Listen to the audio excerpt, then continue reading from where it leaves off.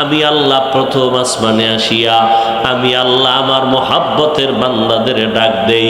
যদি বান্দা ঘুম থেকে উঠিয়া ওযু বানাইয়া সেজদায় গিয়া যদি একটু দিল খুলে বলো, ইয়া রব্বি গফিরলি, ও রব আমাকে মাফ করে দাও, আমি আল্লাহ তোর জীবনের গুনাহ সব মাফ করে দিব।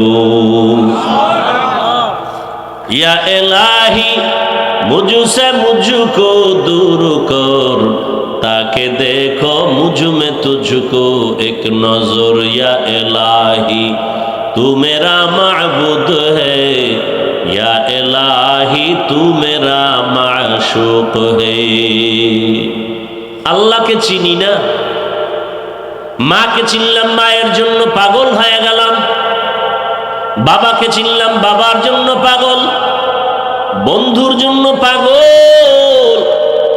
আমার মাওলা যে কত দয়ার মালিক, ওই মাওলাকে ভালো করে চিনলাম না।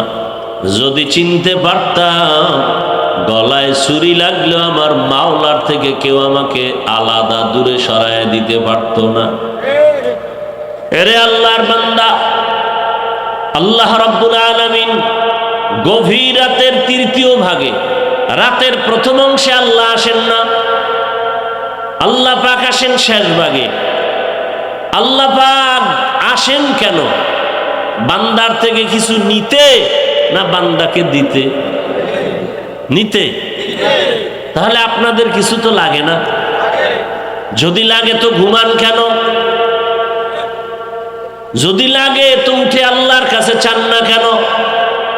রহমতের নবী আমার এশার নামাজ পড়ে ঘুমায় যাইতেন, রাতের শেষ ভাগ ওইটা আল্লাহর আদালতে নামাজে দাঁড়ায় যেতেন, আল্লাহ পাকের কাছে কথা বলতেন, যা প্রয়োজন চাইতেন।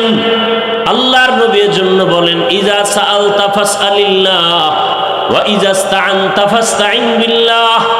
যদি কিছু চাও কার কাছে? আর কারো কাছে চাইও না, আল্লাহর কাছে চাও। দুনিয়ার কারো কাছে চাইলে পাবা না, কারণ দুনিয়ার সব অভাবী, আমার আল্লাহর কোনো অভাব।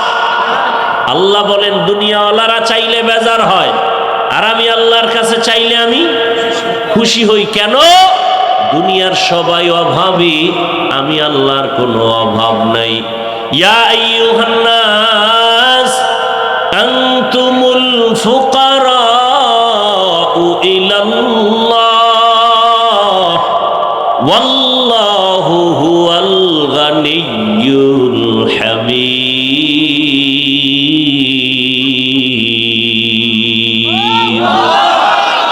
এই কালামে জিন্দা কোরআনে হাকিম, হিকমতে উলায়া জালাসতো কাদিম।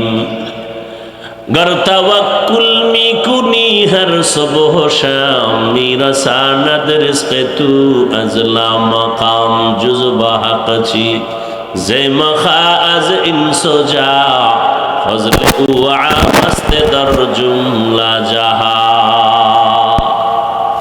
আল্লাহ পাক রব্বুল আলামিন বলেন, দুনিয়ার মানুষ তোমরা সবাই ফকির, আমি আল্লাহ হলাম ধনী। ধনী কে? আল্লাহ শুধু ধনী না, প্রশংসিত ধনী। আল্লাহ বলেন আমার কাছে চাও।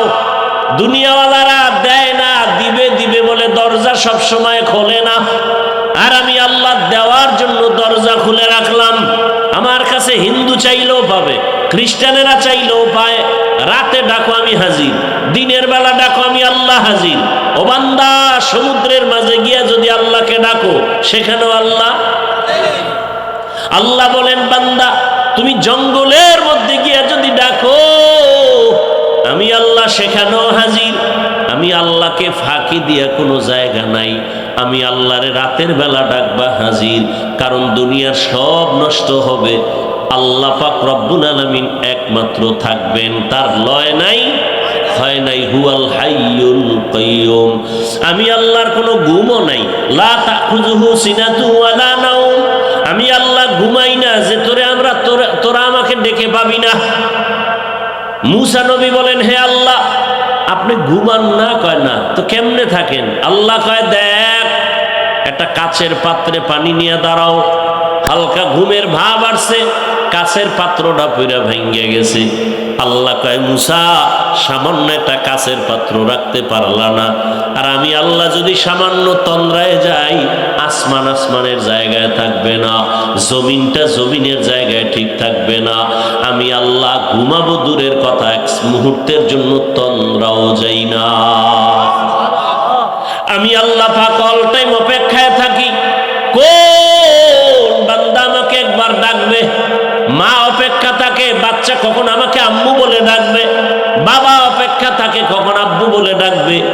আমার আল্লাহ এত আদর করে আমাদের বানাইছেন, আল্লাহ অপেক্ষায় থাকে বান্দা কখন তাকে একবার আল্লাহ বলে ডাকবে। কারণ আল্লাহকে আল্লাহ বলে ডাকার মতো, মানুষের ডাকের মতো মজার আর কারো কাছে কোনো ডাক নাই। আল্লাহ তাআলা অপেক্ষায় থাকেন। আল্লাহ বলেন বান্দা আমাকে ডাকার মতো ডাকো। আমি আল্লাহর কাছে চাও কি প্রয়োজন, আমি আল্লাহর মোহাব্বতের দরজায় আসো। বান্দা জীবন ভর অন্যায় করেছো, আমি আল্লাহ তোমার জন্য পাহাড় পানি দুনিয়ার আসমান জমিন সব তোমার, সূর্যের আলো তোমার, চাঁদের আলো তোমার, আমি আল্লাহর জন্য কিচ্ছু না, সব মানুষের জন্য, ফেরেশতার জন্য না। ফেরেশতারা খায়ও না ঘুমায়ও না। আল্লাহ পাক আমাদের জন্য সূর্যের আলো, চাঁদের আলো, পানি বাতাস ফল ফসল সব আমাদের। আল্লাহ কয় এত কিছু তোমারে দিলাম, বিনিময় তুমি আমারে কি দিলা? বান্দা তোমার কাছে বড় কিছু চাই না। দিন আর রাত মিলায় 24টা ঘন্টা মিলাইলাম। এই 24টা ঘন্টার ভেতরে 22 ঘন্টা সময় তুমি তোমার কাজে ব্যয় করো, লেখাপড়ায় কাজে ব্যয় করো, চাকরির কাছে ব্যয় করো, অফিসে ব্যবসা বাণিজ্যে ব্যয় করো। কয় ঘন্টা বাকি থাকলো? কত? মাত্র 2 ঘন্টা সময় তুমি তোমার কল্যাণের জন্য আমার পথে ব্যয় করো। তোমার কল্যাণে, আমার না। তবে একসাথে না। আমি আল্লাহ এত দয়া করছি, একসাথে যদি বলতাম 2 ঘন্টা লাগাতার নামাজ, কষ্ট হবে। 2 ঘন্টা তেলাওয়াত একসাথে, কষ্ট হবে। আমি আল্লাহ এমন ভাবে 2 ঘন্টারে মিলাই দিছি যাতে ব্যবসা বন্ধ না হয়, তোমার চাকরির ক্ষতি না হয়, লেখাপড়ার ক্ষতি না হয়। কেমনে বান্দা? ফজরের 4 রাকাত নামাজে 20 মিনিট সময় দাও, এরপরে তুমি আবার ব্যবসায় চাকরিতে যাও, আবার দীর্ঘ টাইম চাকরি ব্যবসা করে আবার জোহরের নামাজে 10 রাকাতে 20 মিনিট সময় দাও, আবার খানা খাইয়া ব্যবসায় যাও, আবার আসরের সময় 4 রাকাতে 20 মিনিট দাও, আবার তুমি দোকানে যাও, আবার মাগরিবের 5 রাকাতে 20 মিনিট দাও, আবার তুমি তোমার কাজে যাও, এশার 9 রাকাত নামাজে আবার 20 মিনিট দাও। 5 বেলার নামাজে 20 মিনিট 20 মিনিট দিলেও তো 2 ঘন্টা হয় না? হয়। যদি দিতে পারো তাহলে তোমার ব্যবসা চাকরি লেখাপড়া সবে বাধা হয়ে যাবে। নবীজি হাদিসে বলেন, কেউ যদি এশার নামাজ পড়ে ঘুমায় যায়, আবার ঘুম থেকে উঠে যদি ফজরের নামাজ আদায় করে, ঘুমের মধ্যে যে সময় কাটলো ওই সময়টাও নেকের পাল্লায় ওজন হবে। আল্লাহ কত দয়ার মালিক। আল্লাহ বলেন মাত্র 2 ঘন্টা সময় 5 বার নামাজে 20 মিনিট 20 মিনিট 20 মিনিট করে দাও, যাতে তোমার ব্যবসার ক্ষতি না হয়, চাকরির ক্ষতি না হয়, লেখাপড়ার ক্ষতি না হয়, সংসার চালাইতে ক্ষতি না হয়। এত সুযোগ, তোমার সংসারের খবর নাও, মাইয়া বলার হক আদায় করো। হ্যাঁ, সব সুযোগ দেওয়ার পরে 20 মিনিট সময় দিয়ে 5 বেলার নামাজ পড়বা। এইটাও যদি না পারো, আমি কিন্তু তোমাকে এমনে ছেড়ে দিব না। আমি আল্লাহ কিন্তু আর এমনে ছাড়ব না। আমি আল্লাহ তোমার জন্য জাহান্নাম বানায় রাখছি। আজ না কাল ঘুমের মধ্যে আজরাইল চলে আসবে, রাস্তায় হঠাৎ তোমার অ্যাক্সিডেন্ট হয়ে যাবে। কই গেল মা, কই বাবা, কই দাদা, কই মুরব্বি, এক এক করে সবাই চলে গেল। এখনো সময় আছে, বান্দা তওবা করো। তওবা করিয়া যদি আল্লাহর কাছে ক্ষমা চাও, জীবনটা আবার পবিত্র হয়ে যাবে। আর যদি ঘাটদারি করিয়া যদি আবার আমার হুকুমের বাইরে চলো, আর এমত অবস্থায় কবরে আসো, আমি আল্লাহ কাউকে এক বিন্দু ছাড় দিব না। কারণ পরকাল হলো ইনসাফের আদালত। আল্লাহ পশুকে উঠাবেন, গরু কুকুর, এদের কোনো জান্নাতও নাই, জাহান্নামও নাই, এদেরকে উঠাবেন। কেন? ইনসাফের বিচারটা মানুষকে দেখাবার জন্য। আল্লাহ বলবেন কুনতু তুরাবা, মাটি হয়ে যাও, মানুষকে দেখাবার জন্য। এটা ইনসাফের আদালত। যেই আদালত এতটা ভয়ঙ্কর হবে যে সূর্যের গরমে মাটির জমিনটা তামা হবে। নবীদের গুনাহ নাই, তারাও কান্নায় বেকারার হয়ে যাবে। এই হালাতটা দেখতে যদি না চাও, আবার ওই সময় আল্লাহর কিছু বান্দারা আরশে আজিমের নিচে ছায়ায় থাকবে, বড় আরামে থাকবে।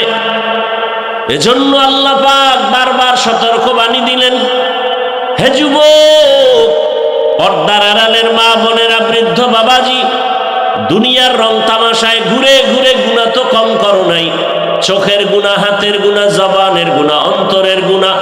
কত নামাজ ছাড়লাম, বেপরদায় চললাম, দাড়ি কাটলাম, মোবাইলে গুনাহ করলাম, এখনো কি তওবা করার সময় হলো না? এরে মা বাবারা, আপনি যদি চরিত্র নষ্ট করে চলেন, অটোমেটিক দেখবেন সন্তানের চরিত্রটা খারাপ হয়ে যাবে। সন্তান দেখবে না মা বাবায় কি অন্যায় করে। মা বাবার অন্যায়টা যদি তওবা না করে লাগাতার চালায়, অটোমেটিক সন্তান সে অপরাধের দিকে চলে যাবে, বরং মা বাবার থেকে আরো দ্বিগুণ অপরাধী হবে। সেদিন বোঝা যাবে কত ধানে কত চাল, মান সম্মান সব নষ্ট হয়ে যাবে। অতএব মুরব্বী বাবারা, বৃদ্ধ বাবাজি, পর্দার আড়ালের মা বোনেরা, এখনো সময় আছে, তওবা করেন। সন্তানটাকে আদর্শ সন্তান বানান, কোরআন পড়ায় দেন। ডাক্তার হলেও দেখবেন সন্তানের সম্মান, জীবনটা ধন্য হয়ে যাবে। এখনো সময় আছে, তওবা করে নেই। জীবনে তো গুনাহ কম করি নাই, আমার আপনার গুনার খবর কেউ জানে না। মনে মনে আল্লাহর কাছে তওবা করেন। বৃষ্টির সময় দোয়া কবুল হয়, আযান ইকামতের মাঝে দোয়া কবুল হয়। বৃষ্টির সময় কি হয়? দোয়া কবুল হয়। আযান ইকামতের মাঝে দোয়া কবুল। জুমার দিন দোয়া কবুলের টাইম। দুই খুতবার মাঝখানে দোয়া কবুল হয়। বেশি বেশি দোয়া করি নিজের গুনার জন্য। আজকে আমার গুনার কারণে ঘরের বাচ্চা কষ্টে আছে, অসুস্থ। এই ছোট বাচ্চা ঘরে, ওগো গুনাহ আছে, তোর পাও ভাঙছে কেন? ওর জ্বর হয় কেন? ওর মাথা ব্যথা কেন? একমাত্র মা বাবার গুনার শাস্তি, মা বাবার গুনাহের কারণে। অতএব এখন থেকে তওবা করি, আর গুনাহ করব না, নামাজ ছাড়ব না, বেপরদায় চলব না। মা বাবার দোয়া নিয়া, শিক্ষকের দোয়া নিয়া, উলামায়ে কেরামের পরামর্শ নিয়া, নবীজির আদর্শ মেনে জীবন চালাবো। তওবা করার মতো যদি অন্তর তৈরি হয়, দুটো হাত আল্লাহকে দেখায় দেই, আয় আল্লাহ হাতগুলো কবুল করে নেন, তওবা কবুল করে নেন। তওবার উপরে মজবুত হয়ে চলার তৌফিক দান করেন, আমিন। আলহামদুলিল্লাহি রাব্বিল আলামিন।